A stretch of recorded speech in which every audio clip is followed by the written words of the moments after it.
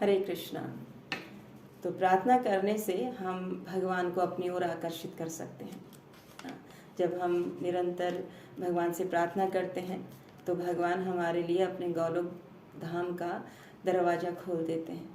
तो गोलोक वृंदावन का जो दरवाज़ा है वो बाहर से नहीं, अंदर से खुलता है ना। जैसे हम किसी व्यक्ति के घर जाते हैं तो उसके घर का दरवाज़ा नॉक करते हैं। जब नॉक करेंगे तो अंदर से दरवाज़ा खुलेगा, तब हम उस घर में प्रवेश कर पाएंगे।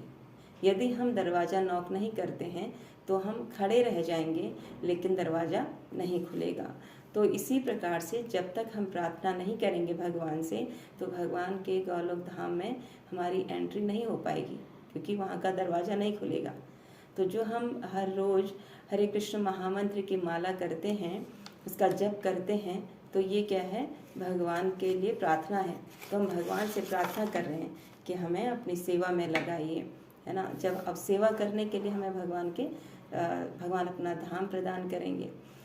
तो भगवान को समझना है। भगवान तो हमारे हृदय में है। बहुत सारे लोग ऐसा बोलते हैं कि प्रार्थना करने की क्या आवश्यकता है, भगवान तो हमारे हृदय में विराजमान है, उनको सब पता है कि हमें किस चीज़ की आवश्यकता है और किस चीज़ की नहीं है।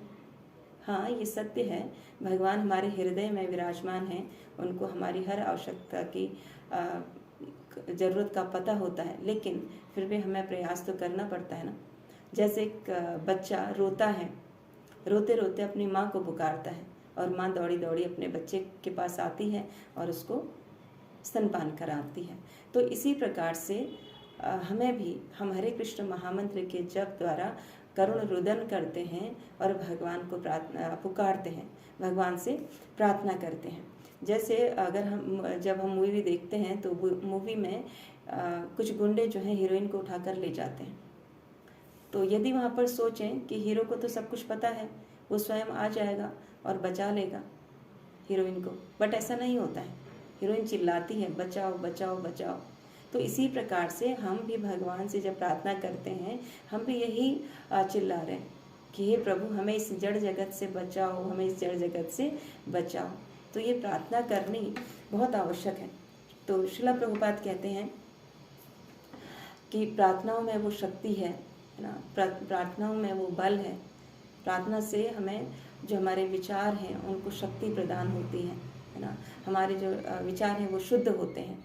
भगवान के चरणों का आश्रय लेकर जब हम भगवान से प्रार्थना करते हैं तो हमारे जो कार्य होते हैं वो सफल होते चले जाते हैं ना। तो हमारी इंद्रियां जो है वो भगवान की सेवा के लिए बनी हैं।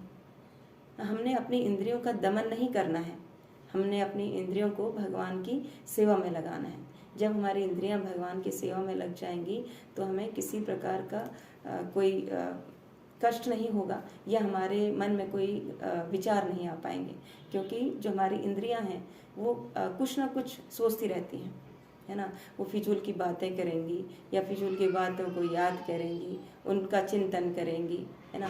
लेकिन अगर हम उन्हीं इंद्रियों को भगवान की सेवा में लगा देंगे तो हमारी जो ये चिंतन, जो हमारी इंद्रियां हैं, जो वो भगवान की सेवा में लग जाएंगी, तो हमारे बाकी विचार जो हैं, है ना, जो फिजूल विचार हैं, हमारे मन में प्रकट नहीं होंगे।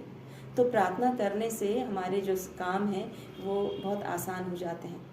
तो हम देखते हैं, हम पढ़ते हैं शास्त्रों में कि ब्रह्मा जी ने भी प्रार्थना की थी, है ना। ब्रह्मा जी जब भगवान के नाभि कमल से प्रकट हुए थे, उनको चारों तरफ अंधेरा अंधेरा दिखाई दिया था।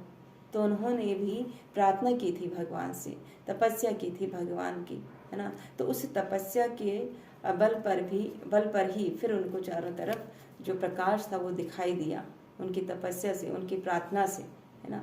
तो प्रार्थनाओं में वो शक्ति है। तो प्रार्थना करनी बहुत आवश्यक है।